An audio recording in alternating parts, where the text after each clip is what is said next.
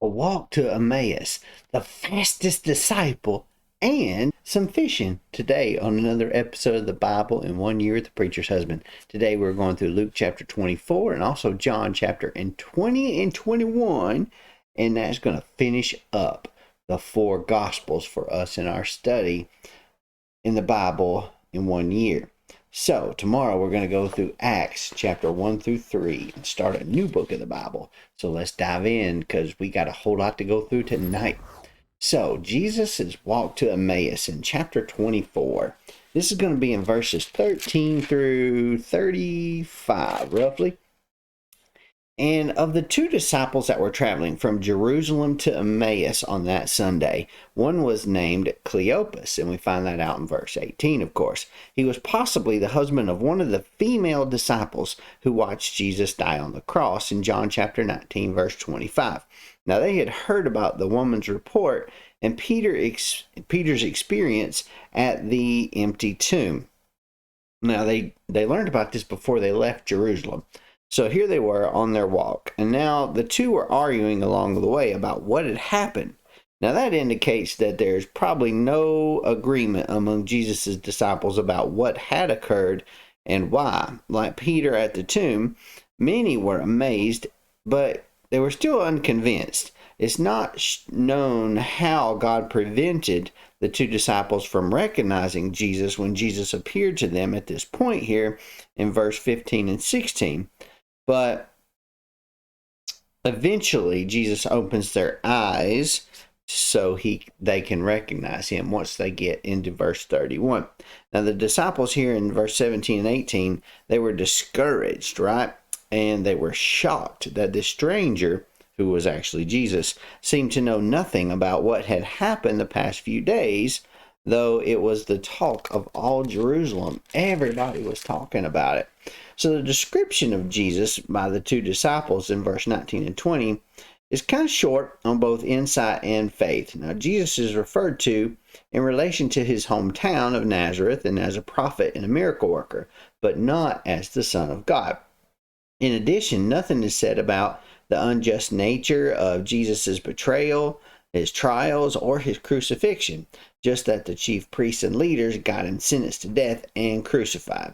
These disciples, they had not fully grasped Jesus' identity, nor had they understood the divine necessity of his death. They just didn't understand that it hadn't happened. So we get to verse 21 through 24 here, and Jesus' death had pretty much dashed these disciples' hopes that he was even the Messiah. But the reports from the tomb that morning astounded them and made them wonder what was going on here. The report said, number one, the women disciples didn't find Jesus' body at the tomb.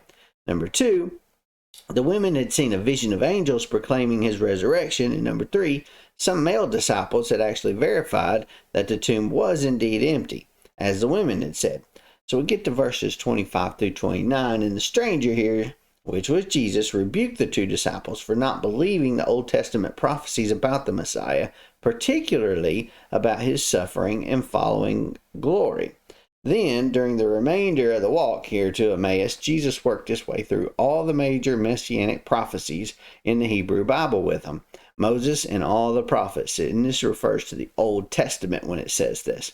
And Jesus carefully interpreted their meaning to these guys. So then, when Jesus gave the impression that he was not going to stop in Emmaus, they invited him to spend the night with them, probably so they could hear more. In verses 30 to 33, during the evening meal, Jesus blessed and broke the bread. Now, at that point, the two disciples were allowed to recognize Jesus, but he immediately disappeared from sight. Their first thought was to recall the things that he had taught them as they walked along the road to Emmaus. With hearts burning, they ventured to Jerusalem through the darkness of night to meet with the apostles and tell them about their experience. And then, of course, we get to verse 34 and 35, which finishes this up. Unknown to the two disciples, the risen Christ had appeared to Simon Peter, right? Now, this was an appearance that was mentioned elsewhere only in 1 Corinthians chapter 15, verse 5. Now, this happened sometime earlier in the day. Now, this was a decisive event for Peter and the church because he led the apostles and the early church in the years to come. Now, in a room full of eager listeners, these disciples told about their experience on the road to Emmaus and the meal that followed. It had been a day of many wonders for all of the disciples, of course, but an event and a greater wonder would soon visit them all. So let's move on to John chapter 20. We get into John chapter 20. And just a few things stood out to me. First thing that stood out to me was verses 1 through 8, clearly, because this is where John decides that he is indeed the fastest disciple. And he says this not just once, not twice, but 3 times. He talks about how he beat Peter, right? So in verse 2, it says, "So she was running to Simon Peter and to the other disciple, the one Jesus loved," which is John, "and said to them, 'They've taken the Lord out of the tomb, and we don't know where they've put him.'" And in verse 3, "At that point, Peter and the other disciple went out, heading for the tomb. The two were running together, but the other disciple outran Peter and got to the tomb first." "I got there first, said John. "Then following him, of course, Simon Peter also came," it said in verse 6. So that's the second time he said that he beat him. Because he says, "Then following him, Simon Peter also came." Then we get to verse 7, of course. It says, "The wrapping that had been on his head was not lying with the linen cloth, but was folded up in a separate place by itself."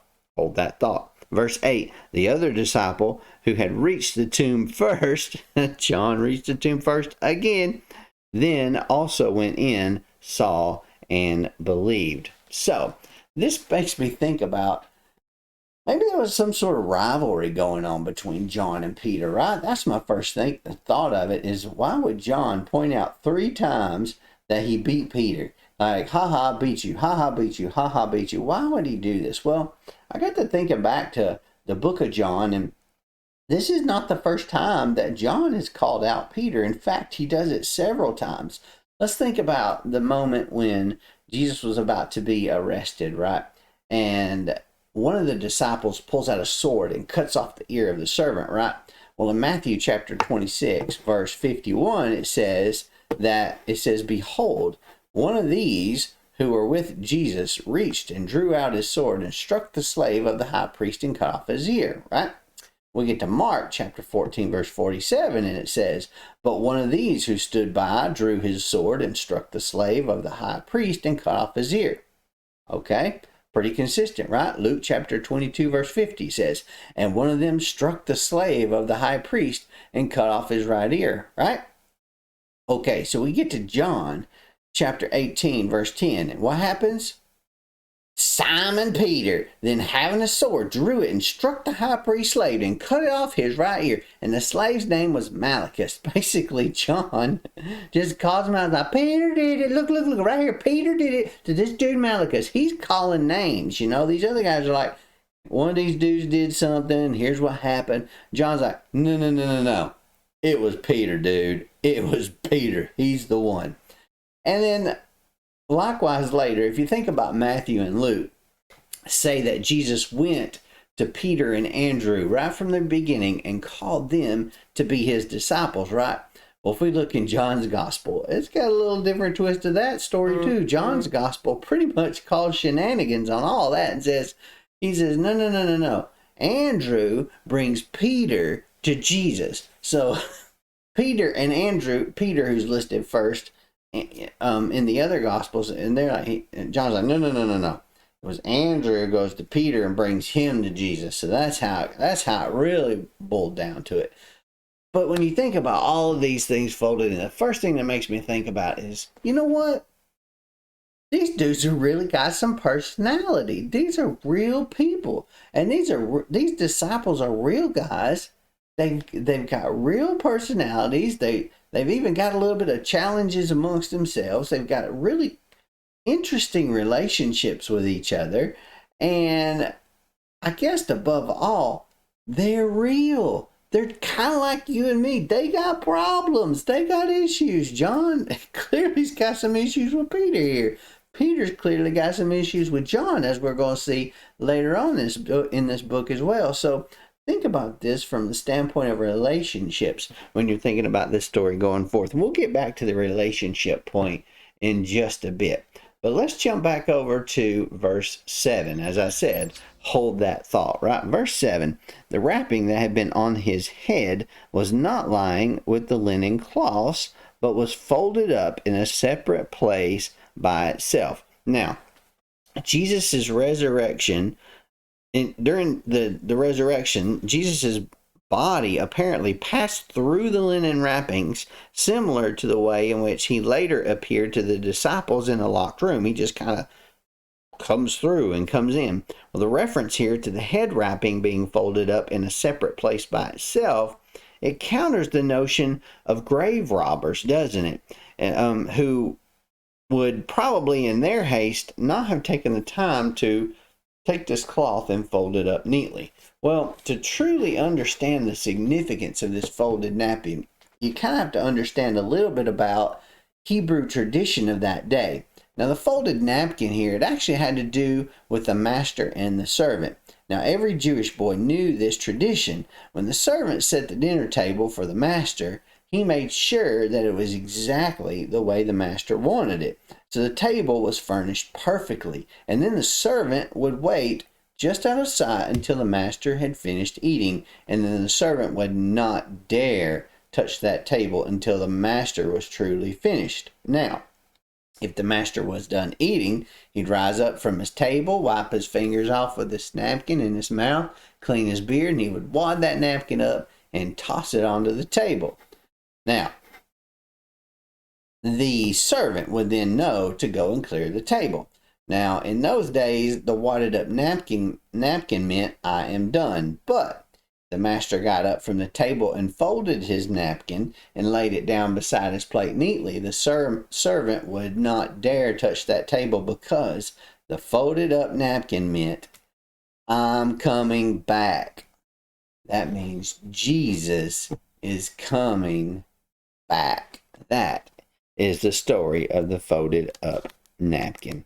Now, we get into verse 10. It says, when the disciples returned to the place where they were staying, this is the disciple that Jesus loved in all likelihood told the Lord's mother, Mary, whom he had taken into his home. If you remember in chapter 19, verse 27, when Jesus from the cross basically said, Mother, your son, and John, this is your mother, basically.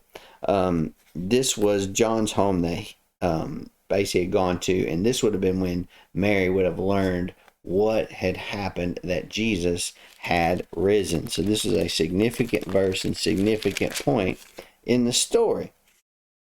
Now, getting to the very end of all this, we get to this last little story. This last story is Jesus' third appearance to the disciples, right? So Simon Peter and Thomas and Nathaniel and Zebedee's son and two of the other disciples were together, and Simon Peter basically said, I'm going fishing, and they all said, well, we're going with you. So they went out and they got into this boat, but that night they caught nothing, and daybreak came and Jesus was standing on the shore, right? So Jesus calls out to them, but they didn't know it was Jesus at the time. He says, you don't have any fish, do you? And they answered, well, no. So Jesus hollered back, says, cast the net on the right side of the boat, and you'll find some. So they did, and they were unable to haul it in because there was so many fish, and it was so heavy. And the disciple, the one who Jesus loved, which means John, so the disciple John said to Peter, it's the Lord. When Simon Peter heard that it was the Lord, he tied his outer clothing around him, and he basically dives into the water and goes swimming towards Jesus. But since they were not very far from land, about 100 yards away, the other disciples decided they'd just come in the boat, dragging the net full of fish.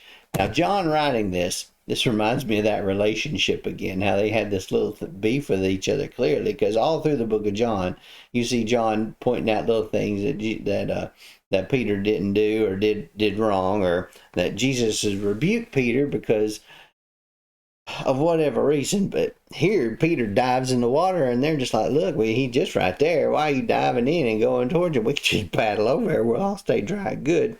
I just find it kind of humorous there. But then we get to the threefold restoration of Peter. If you remember that Peter had denied Jesus 3 times in chapter 18, verses 15 through 18, and also verse 25 through 27, continued that. Now, Jesus asks him 3 times to reaffirm his love for him before recommissioning him for gospel service. Now, we get to verse 18 and it gets a little interesting. And Jesus is basically talking to Peter and says, but when you grow old, you will stretch out your hands and someone else will tie you and carry you where you don't want to go. And this is a reference basically to when he's going to die, when Peter's going to die. So Peter, he turns around and he sees John. And he basically looks at Jesus and says, Lord, what about John? What's going to happen to him? As if he's like, well, you done told me how I'm going to die. How's John going to die back here? Because clearly they had this little relationship thing going on. And Jesus was not amused in the least little bit. He's like, look, if I want him to remain until I come back, what's that to you? As for you, you just follow me. You just do that. Don't be worried about John over here. You worry about you. Let John worry about John. And probably the same thing was true for John if Jesus was talking to him. He probably said, now, John, you don't be worrying about Peter and what he's doing over here. You worry about you. That's pretty much what Jesus says and puts them in their place for the last time. So, I hope this has helped you with your studies in some way. If it has, click that like button or subscribe button and click the little jingle bell so you get notified the next time I upload a video. And hit that little boxing glove if you're rumbling with me on Rumble. I'll see you again tomorrow for another episode of the Bible and 1 year with the preacher's husband. We'll see you then.